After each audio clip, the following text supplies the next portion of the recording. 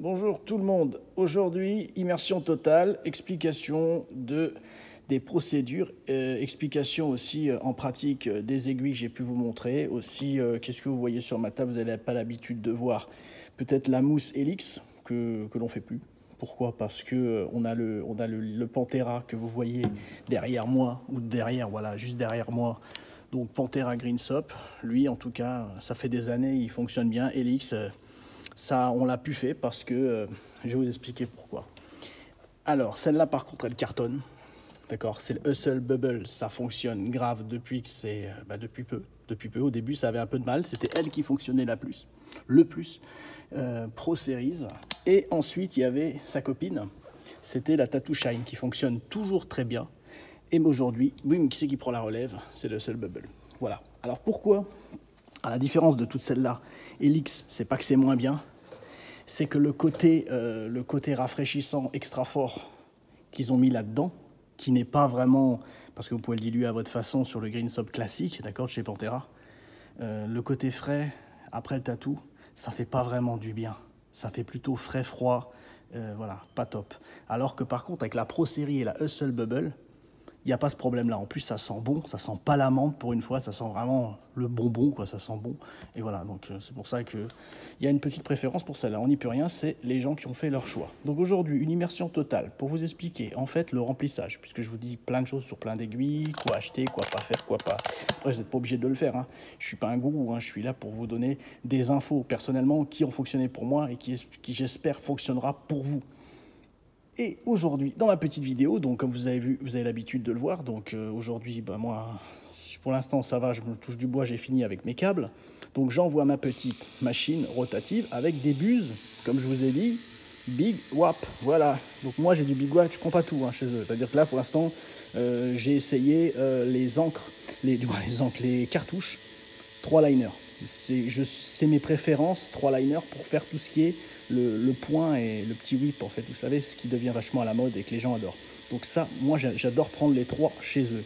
Et ensuite, qu'est-ce que j'ai derrière et que je vais vous montrer? C'est qu'aujourd'hui, pour faire cette petite migale qui est devant vous, alors, du 3 liner et du 7 shader. Voilà, donc mes traits, pour les grossir, je prends du 7 shader. Voilà, donc là, comme je vous ai dit, parce que j'ai une personne, je crois hier ou avant-hier, qui m'a envoyé une question et qui m'a parlé au téléphone, qui m'a dit « Mais je dois mettre quoi comme sortie d'aiguille sur ma machine ?» Ben moi, si je pouvais mettre le plus grand tout le temps, si je pouvais mettre un truc énorme comme ça, comme je fais en whip, je le mets, sauf qu'à un moment, ça dépend des endroits de peau. Si la peau, elle est vraiment souple, comme sur une cuisse, une fesse, l'encre, elle vient pas. Donc c'est pour ça que je suis obligé de descendre la sortie d'aiguille et d'être vraiment plus court. Donc là, je vais essayer plus grand. Voilà. Donc là, je vais remplir mon petit cup d'encre. Et là, je suis en 7 shader. Et je vais vous montrer que moi, en 7 shader, sur un modèle comme ça, je fais quasiment tout. Quasiment tout. Alors, pourquoi je vais passer en 3 et pourquoi je vais rester en 7 shader? Le 3, ça me permet de faire beaucoup plus de détails et de travailler beaucoup plus lentement. Donc, en fait, d'obtenir plus de résultats au niveau détail. Alors qu'au niveau... Mais sauf que voilà, à un moment, votre client, si vous faites trop de détails et si vous avancez pas, c'est une petite nickel comme ça, vous êtes capable de la faire. Alors d'accord, bâclé, ça peut être fait en 20 minutes. Donc là, du coup, vous n'avez pas de détails et au final, ça sera pas forcément beau. Ou vous faites plein de détails et au bout de 2 heures, vous êtes encore sur cette patte. Vous voyez en fait, et ça sera fait avec le 3 liner. Alors, 2 techniques. Alors, c'est vous qui choisissez comment vous allez obtenir du résultat. Là, du coup, je me mets en 7 shader. 7 shader. Et là, si je veux faire des traits, je les obtiens tout de suite, vous voyez? Alors, est-ce que j'appuie, est-ce que j'appuie pas? Ben non, j'appuie pas, comme sur la peau. Je pousse mes aiguilles, je pose mes aiguilles sur la peau, je les fais rentrer grosso modo un demi ou 1 millimètre sous la peau, et j'avance. Voilà, c'est tout. C'est pas la peine d'écraser vos aiguilles, vous voyez en fait. Alors après, vous pouvez faire aussi ce qu'on fait avec, par exemple, du 3 liner, c'est de jamais vous arrêter. Vous faites du trait, vous survolez et vous vous arrêtez jamais. Alors je vais vous montrer la technique. Vous vous mettez comme ça, et pour faire un trait, vous les faites en les grattant progressivement. Et donc vos traits, vous les sortez au fur et à mesure. Comme ça, du coup, impossible de les rater. Et vous avancez pas bêtement comme si vous coupiez une planche. Donc en fait, vous sautillez sur votre ligne jusqu'à ce qu'elle commence à marquer. Alors ne le faites pas avec du black pur, vous le faites avec un dark semi et vous le faites progressivement. Donc en fait, du coup, vous sautez sur votre ligne jusqu'à avoir obtenu le bon angle et vous marquez progressivement, vous grattez votre ligne. Et à la fin, vous allez voir que vous allez obtenir des bonnes mensurations de ligne. Ça fonctionne pour plein de gens, donc ça peut fonctionner pour vous. Chacun sa technique pour le faire. Voilà, donc moi le 3 je m'en sers que de cette façon là, d'accord, je gratte mes lignes si j'en ai besoin, mais après pour faire mes remplissages, pour faire mes belles lignes bien noires avec une encre, excusez-moi, Pantera Liner ou voilà, une encre noire, bien noire et pas insoumis, je me sers de mes aiguilles 7 shaders et 9 shaders. Si j'ai envie de faire par exemple une belle ligne bien propre, bien noire, je prends mon 9 shader et elle est bien large. Sur ce modèle-là, on n'en a pas forcément besoin. Mais maintenant, sur un modèle un peu plus old school, un peu plus large, je peux me servir d'un 9 shader pour faire ma ligne. Alors, je vais vous montrer un peu ce que ça donne. Là, je trempe dans le noir. Et là, du coup, on va faire le petit morceau de pâte. Je ne sais pas si vous voyez. Vous voyez, en fait, j'avance comme ça. Je rentre quasiment pas. Voilà. Et là, vous l'avez vu, là, vous le voyez, ma ligne. Elle est bien propre, elle est bien noire, et le fait que ce soit un shader, ça cause pas beaucoup de dommages à la peau. Et vous allez voir, quand vous allez tracer on travaille sur des clients, vous allez obtenir un super bon résultat. Et comme vous êtes en aiguille shader, ça vous permet en fait de remplir aussi tous les noirs. Pareil, vous n'êtes pas obligé de pousser dessus, c'est pas plus vous allez pousser, plus ça va être noir. Vous grattez bien votre peau, et si vous trouvez que l'encre ne vient pas à votre convenance sur la peau, vous réduisez la sortie d'aiguille. Vous réduisez votre sortie d'aiguille. Il faut quand même un petit peu qu'elle sorte.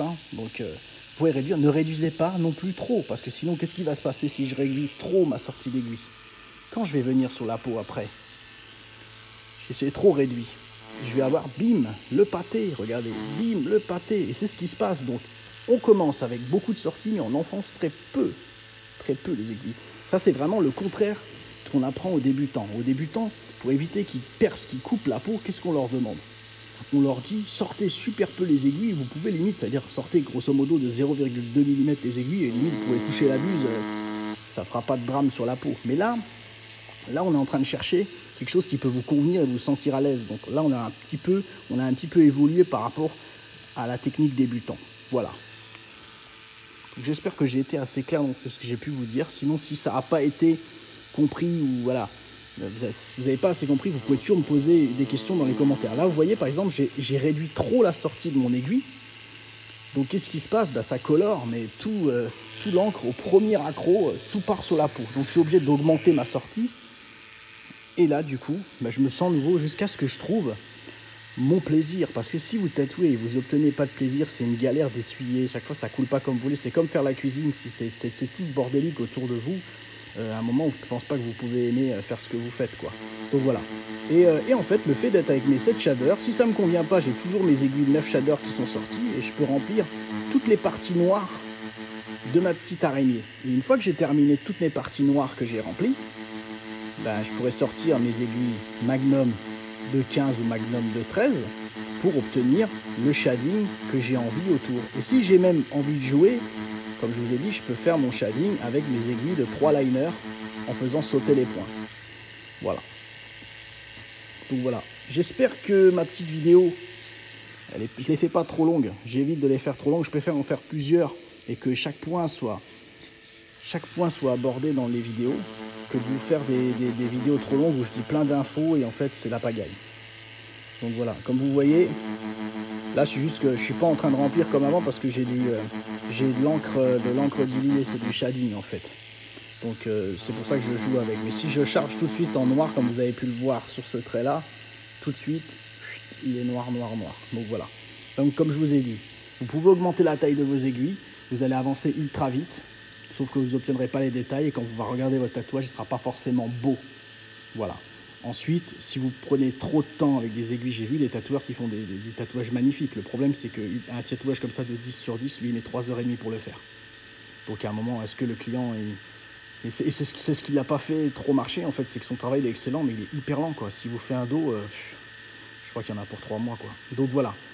Voilà pour le retour d'expérience. J'espère que ma petite vidéo, comme à chaque fois, si ça vous plaît, mettez les pouces bleus. Abonnez-vous si vous n'êtes pas encore abonné parce que voilà, vous profitez des vidéos que je peux mettre directement sur internet. Et sinon, bah, je vous donne rendez-vous à tous sur notre numéro de téléphone 06 95 16 11 00 et notre site web www.freddymixtattoo.com. Merci à vous et passez une bonne soirée. Bye.